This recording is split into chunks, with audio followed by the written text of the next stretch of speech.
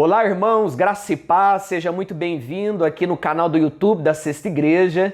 Nós vamos continuar a série Esperança Viva, essa série que acontece semanalmente aqui no nosso canal.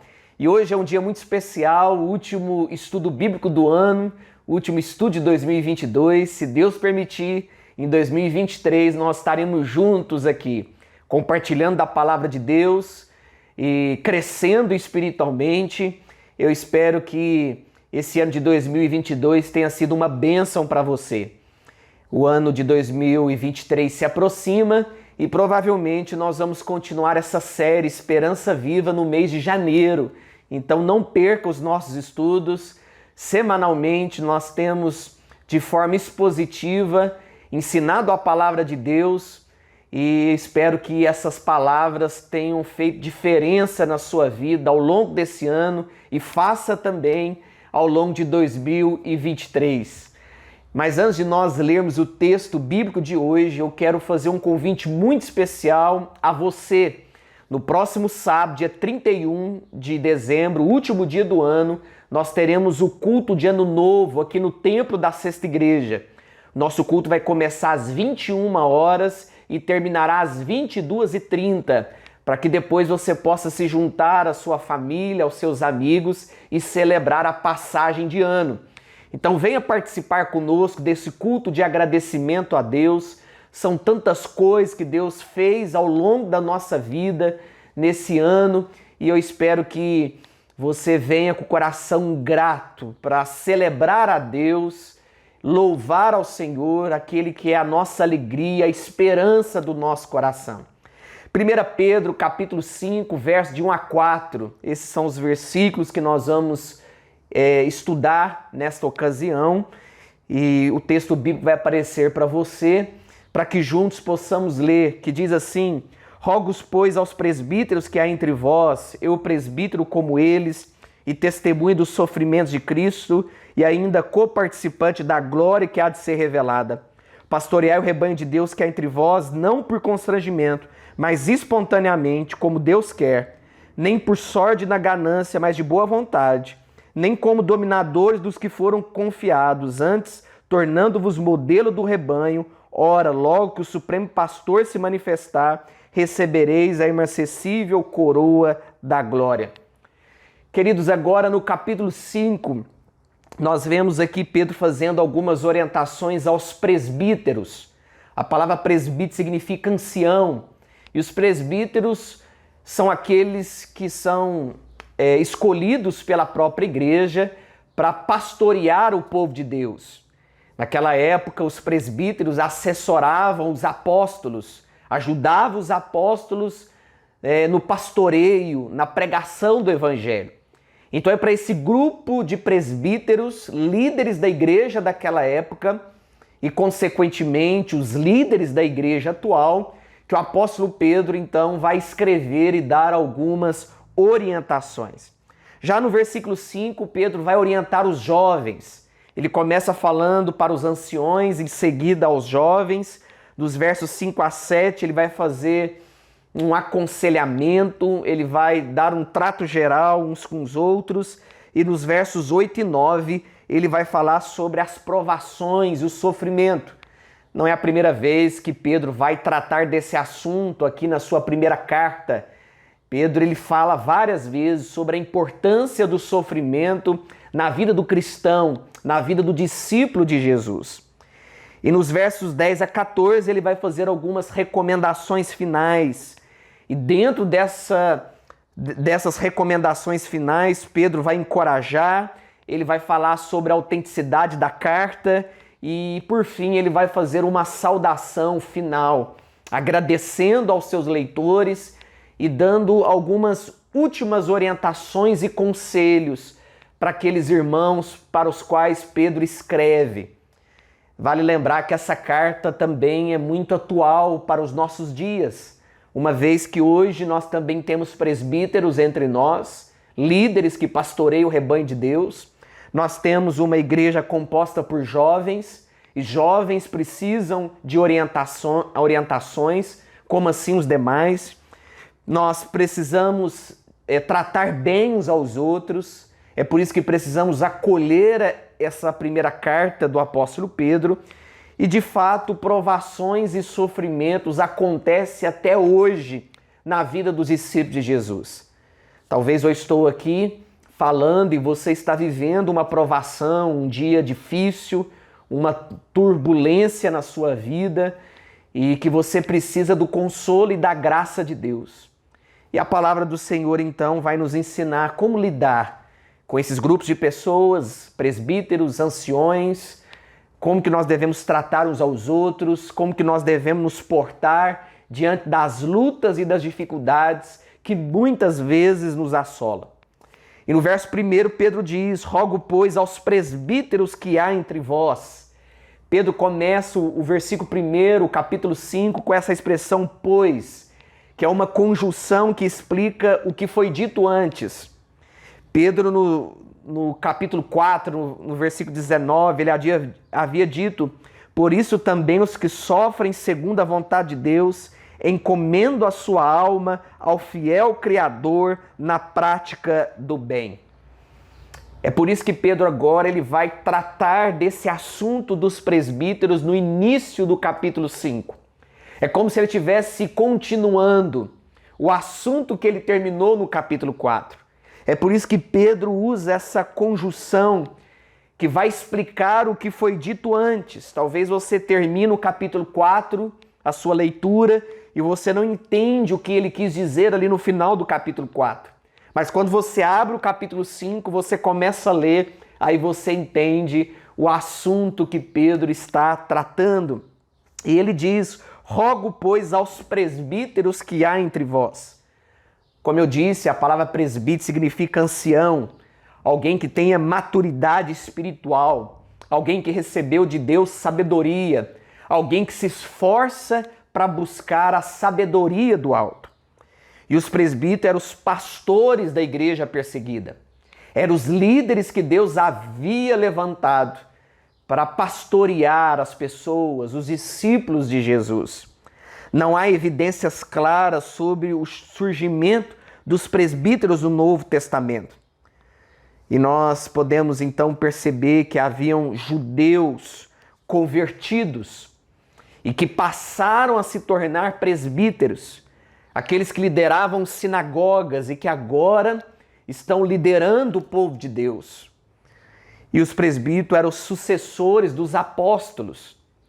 Eram aqueles que iriam suceder os apóstolos na liderança da igreja, na composição da sua liderança ali naqueles dias. Com o crescimento da igreja primitiva, alguns presbíteros pastores passaram a se dedicar exclusivamente ao ensino. Nós temos muitos presbíteros na primeira era da igreja cristã que ensinavam as Escrituras, que eram conhecedores das Escrituras, defensores da palavra de Deus. Os presbíteros que lideram bem a igreja são dignos de dobrados honorários, especialmente aqueles cujo trabalho é a pregação e o ensino. Foi isso que Paulo já havia dito para Timóteo, lá na primeira carta de Timóteo, capítulo 5, versículo 17. Então nós podemos ver no Novo Testamento vários presbíteros levantados por Deus para pastorear a igreja. Como eu disse, nós não sabemos muito bem como foi o surgimento desses presbíteros. O surgimento do diaconato em Atos nós temos ali de forma clara, mas ainda nós não temos evidências como que esses presbíteros surgiram. O que nós sabemos é que esses presbíteros, desde o início da igreja cristã, eles estão ali ensinando, estão ali cumprindo o seu papel de pregar e ensinar a sã doutrina. A palavra presbítero significa também bispo, que pode ser traduzido por presbítero. Então a palavra bispo, em alguns momentos do Novo Testamento, você não vai encontrar a palavra presbítero, mas vai encontrar a palavra bispo, que significa presbítero. Rogo, pois, aos presbíteros que há entre vós, eu presbítero como eles. A gente precisa perceber aqui as maneiras como Pedro se apresenta aos líderes. Pedro se apresenta como presbítero em função Não significa que Pedro tinha especificamente aquele cargo de presbítero, mas a sua função era como de um presbítero, de ensinar, de orientar a igreja, de orientar o povo de Deus. E Pedro se apresenta também como apóstolo. Ele já havia se apresentado como apóstolo, como testemunha do sofrimento de Cristo. Em terceiro lugar, Pedro se apresenta como participante da glória de Deus. Pedro se apresenta com humildade, empatia e autoridade. O apóstolo Pedro, ele se apresenta como presbítero, ele se apresenta como coparticipante da glória de Deus. E é por isso que ele diz no verso 2, pastoreai o rebanho de Deus que é entre vós, não por constrangimento. A palavra pastorear significa ajudar os crentes a enfrentarem as perseguições, esclarecer as dúvidas, levantar os caídos e orientar os confusos. É como o cuidado de um pastor com uma ovelha. E assim é a função do presbítero. É pastorear o seu rebanho, é cuidar da igreja de Cristo, é orientar os membros, é orientar aqueles que são seus irmãos na fé. De fato, nós precisamos de líderes, homens levantados por Deus, para pastorear o rebanho de Deus. E como deve ser esse pastoreio? Como que o presbítero deve agir? O pastoreio não pode ser feito por obrigação, mas deve ser de forma espontânea, não por constrangimento, mas espontaneamente. Você não pode colocar alguém para pastorear a igreja que não seja de forma espontânea. Quando você obriga alguém a exercer um ministério ou uma função na igreja, você pode ter certeza que isso não vai dar certo. Nós não podemos obrigar ninguém. As pessoas devem liderar, exercer os seus ministérios, estarem à frente da liderança de forma espontânea. Se você está à frente de algum ministério da igreja e o seu coração não está em paz, se você não está ali de forma espontânea, talvez seja necessário você rever essa liderança. Quem sabe abrir mão, porque o servir a Deus, o servir o povo de Deus, deve ser feito com paz no coração, com alegria, não por constrangimento. Nós encontramos aqui 3 antíteses de como eles deveriam pastorear. Em primeiro lugar, eles deveriam pastorear nem por só de ganância, mas de boa vontade. Eles devem pastorear sem constrangimento, mas espontaneamente. Pedro aqui vai falar que o presbítero ele deve agir de forma espontânea. Ele deve pastorear sem ganância e de boa vontade. É isso que deve permear a vida de um presbítero. É isso que deve permear a vida de um líder da igreja. Pastorear de forma espontânea. Claro que com alegria no coração. Não por ganância nenhuma, mas de boa vontade. E por que Pedro dá essa orientação? Porque falsos pastores estavam se infiltrando no ministério em função do dinheiro. Estavam ali para receberem lucros. Estavam ali não para pastorear de coração, mas interessados naquilo que as ovelhas poderiam oferecer a eles. Um presbítero que estava buscando se enriquecer. E essa é uma palavra muito atual nos nossos dias. Quantos pastores estão pastoreando não por vocação, não por chamado de Deus, mas por causa do dinheiro, dos status, daquilo que ele pode receber. Ah, queridos, nós estamos vivendo uma era muito difícil, em que o púlpito foi transformado num palanque, em que o templo foi transformado numa praça de shopping, onde se vende a fé, onde se vende as Sagradas Escrituras. Um púlpito que virou um comércio, um balcão de negócios. Infelizmente, essa situação já existia lá na época do apóstolo Pedro. E até hoje nós vemos falsos pastores tentando se infiltrar no meio da igreja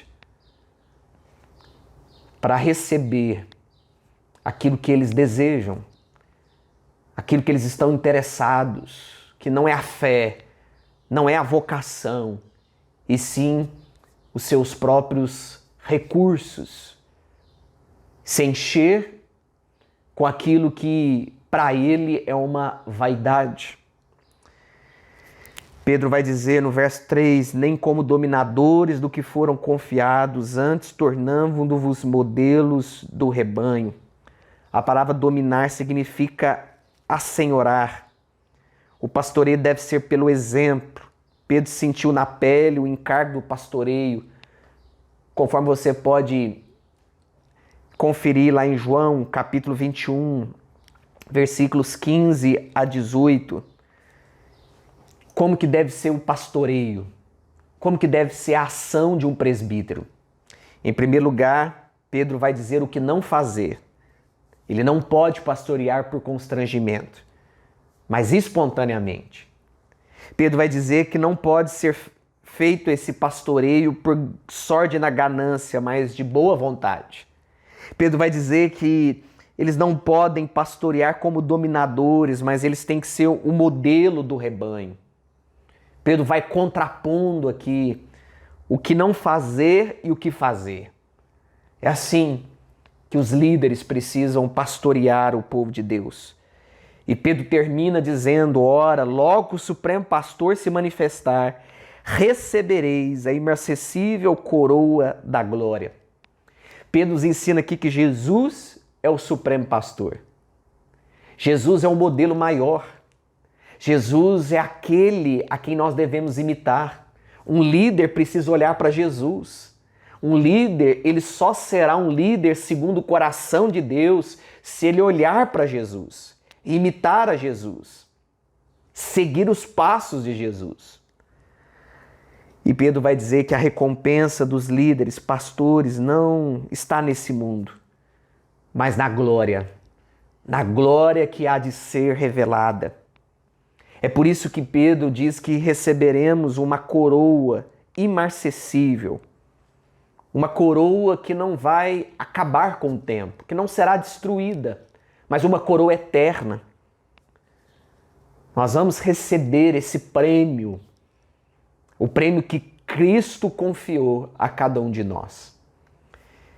Queridos, é um desafio pastorear, é um desafio ser líder no corpo de Cristo, mas ao mesmo tempo é uma bênção. Saber que a nossa recompensa não virá de homem nenhum, mas virá de Jesus Cristo, o grande e supremo pastor. Se você lidera, continue liderando de forma espontânea, não por constrangimento. Continue liderando com boa vontade. Faça as coisas com excelência. Trabalhe com excelência. Sirva com excelência. E não sirva pensando que servindo você será um dominador. Mas seja um modelo para o rebanho. Seja um modelo para a comunidade da fé. Seja uma bênção onde você está. Que Deus abençoe sua vida. Que você seja um líder, um homem segundo o coração de Deus. E convido a você a orar em favor dos presbíteros da igreja. Ore em favor do conselho da Sexta Igreja. Um conselho que precisa de orientação. Um conselho que precisa de sabedoria para tomar as suas decisões. Um conselho que precisa trilhar não o caminho da religião, mas o caminho de Jesus.